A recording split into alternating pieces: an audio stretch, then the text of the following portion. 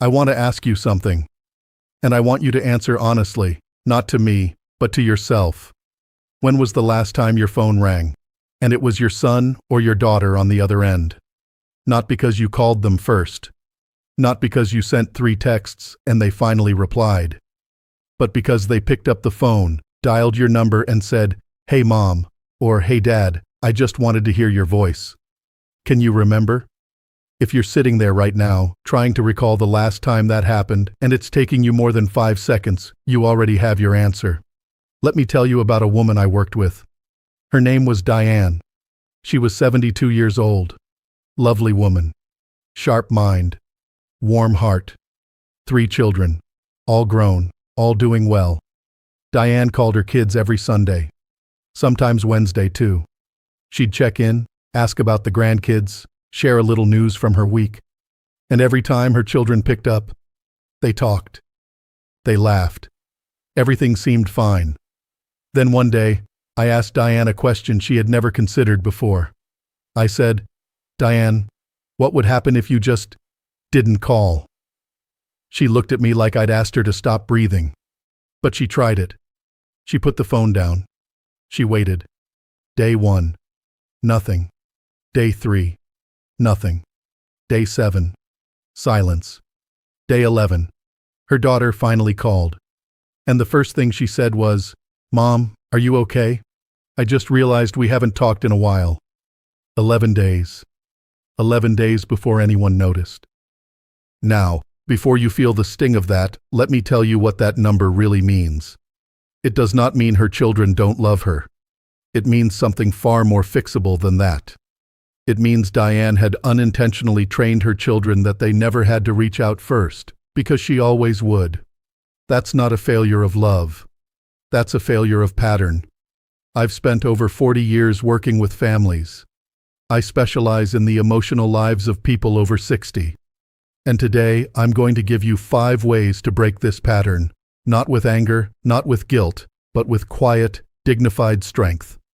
And then, I'm going to ask you to count the days, because that number will tell you everything you need to know. Stay with me. Before I give you the 5 strategies, I need you to understand something. This is not about punishing your children. This is not the silent treatment. This is not manipulation. This is about seeing the truth clearly, so you can act on it wisely. Here's what happens in most families after the children grow up and leave. The parent, usually the mother, but fathers too, keeps the same rhythm going. You called when they were in college. You called when they got their first apartment. You called when the babies came. You've been the one holding the thread of connection for 20, 30, sometimes 40 years. And your children? They love you. They do. But they've been trained by decades of repetition to believe that the phone will ring on Sunday, that mom will check in, that dad will send a text. They don't have to initiate, because you always do. I call this the emotional autopilot. Your adult children aren't being cruel.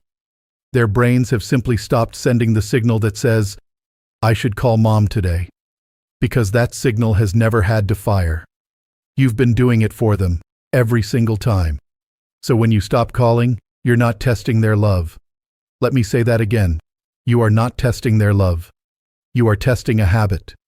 You are checking whether your children have the reflex, the awareness, the muscle memory to reach for you without being prompted. And that's worth knowing.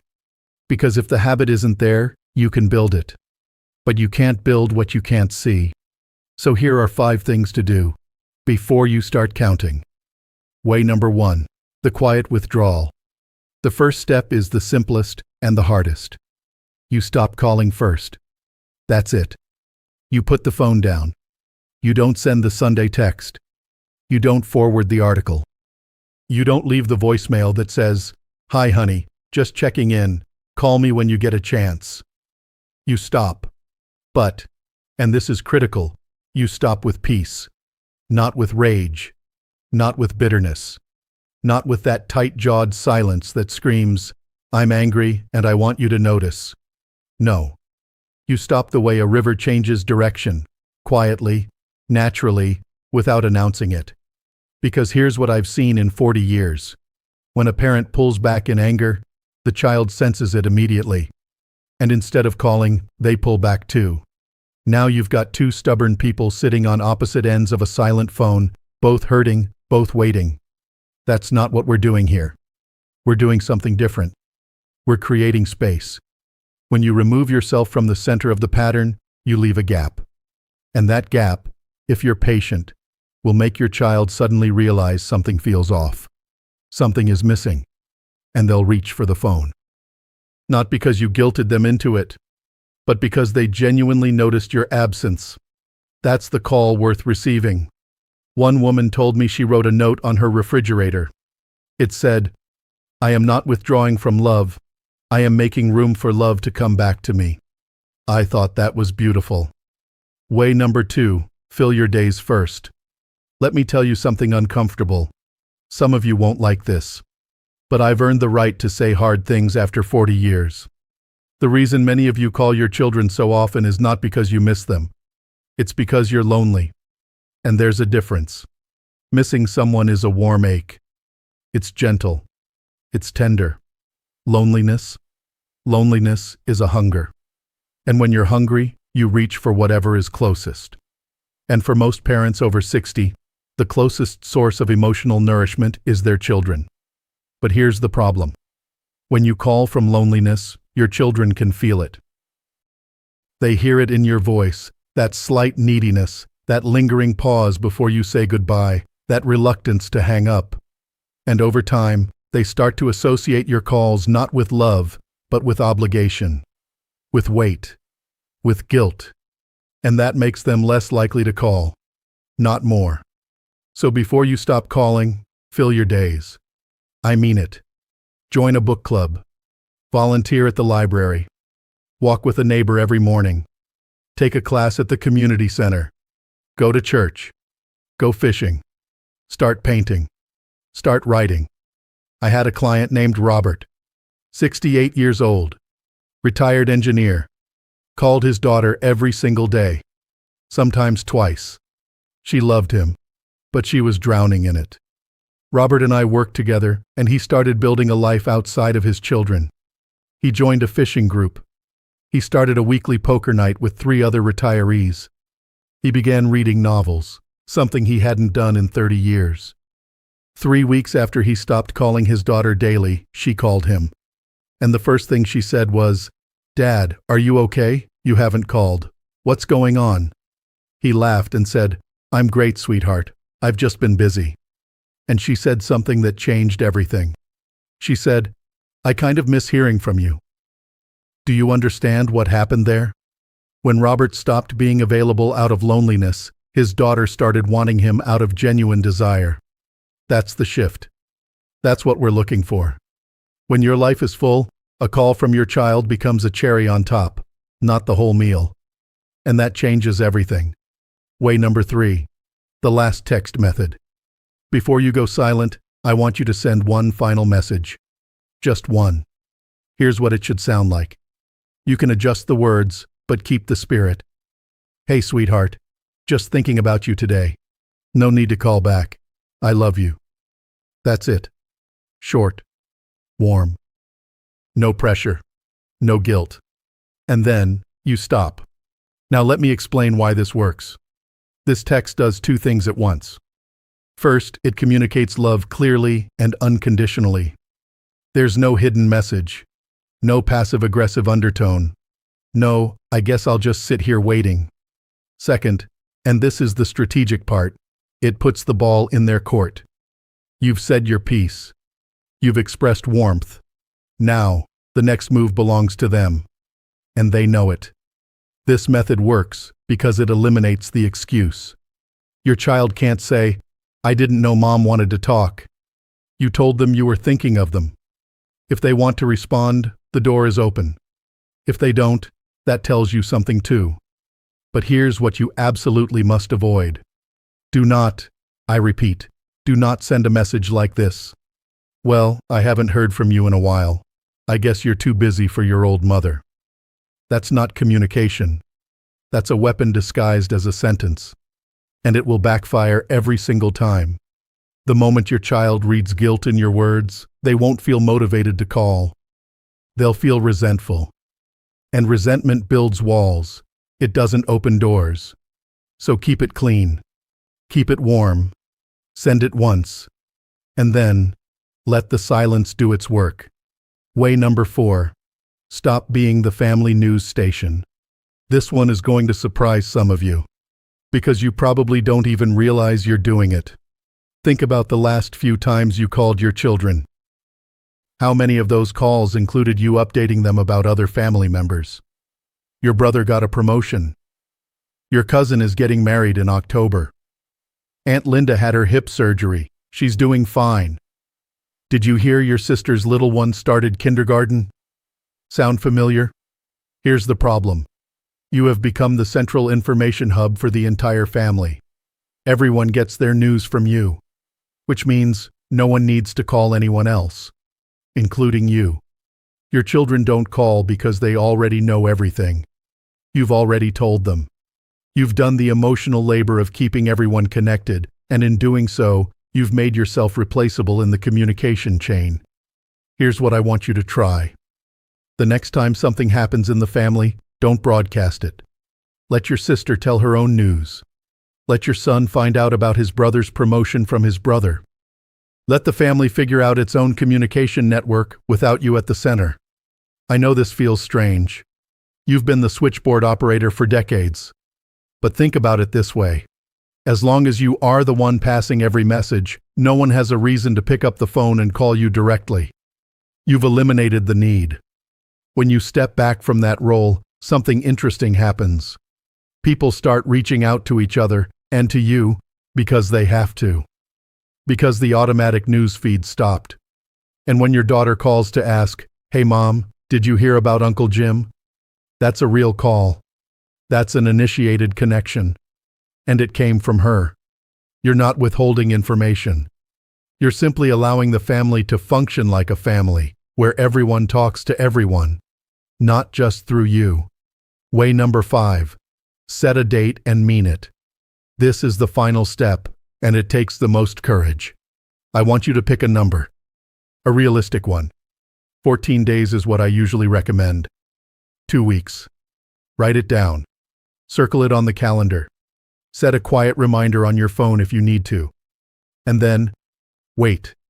During those 14 days, you live your life. You do not sit by the phone. You do not check your call log every hour. You go fishing. You read. You walk.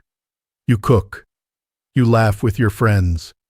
You do everything we talked about in way number 2. And if your child calls during those 14 days, wonderful. Pick up. Be warm. Be present. Be genuinely happy to hear from them. And whatever you do, do not say, "Finally, I've been waiting for you to call." That ruins everything. Just enjoy the conversation. Let it be natural. But if those 14 days pass and your phone hasn't rung, then you have information. Painful information maybe, but useful information. And here's what you do with it. You don't explode. You don't guilt. You don't send a 7-paragraph text at midnight. Instead, you make a calm, adult phone call. And you say something like this. "Hey, I noticed we haven't talked in a couple of weeks. I'm not upset. I just want us to figure out a rhythm that works for both of us. I don't want to be the only one reaching out, and I'm sure you don't want me to feel that way either, so how do we fix this?" That's it. No drama. No blame. Just 2 adults solving a problem together. And if they get defensive, let them. Don't match their energy. Stay steady. Stay kind. You've been alive long enough to know that the person who stays calm in a difficult conversation is the one who gets heard. All right. So you've done the work. You've stepped back. You've filled your days. You've sent your last text. You've stopped being the family newsroom. And you've set your date. Now, the number. How many days until they called? Let me walk you through what it means.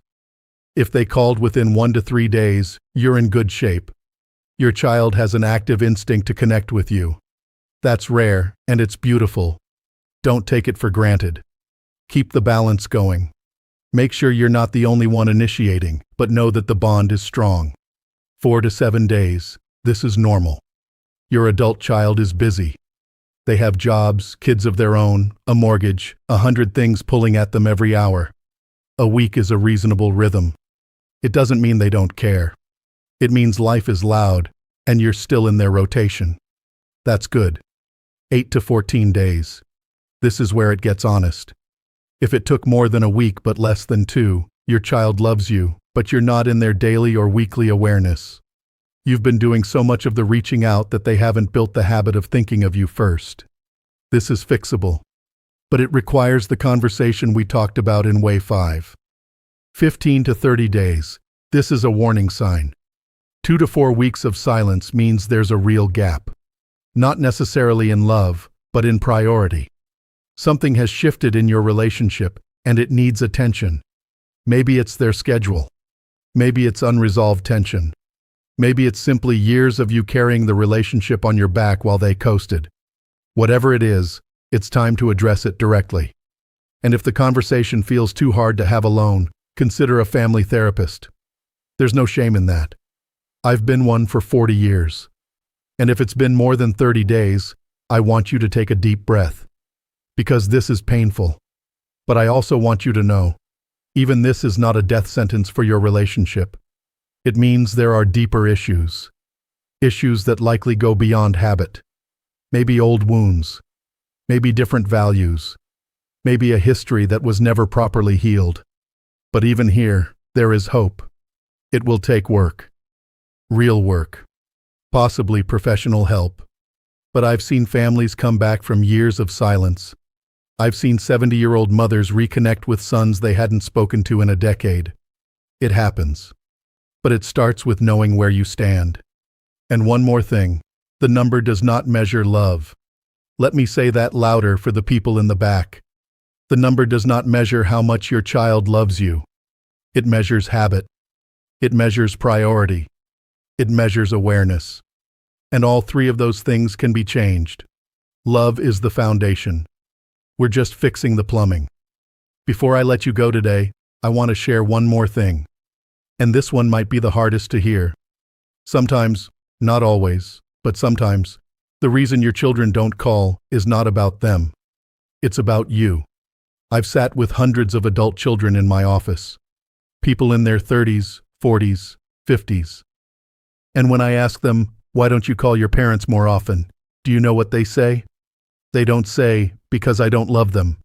They say things like, because every time I call, she tells me what I'm doing wrong. Because he always turns the conversation into a lecture. Because she asks too many questions, and I feel like I'm being interrogated. Because I can't share good news without her making it about herself.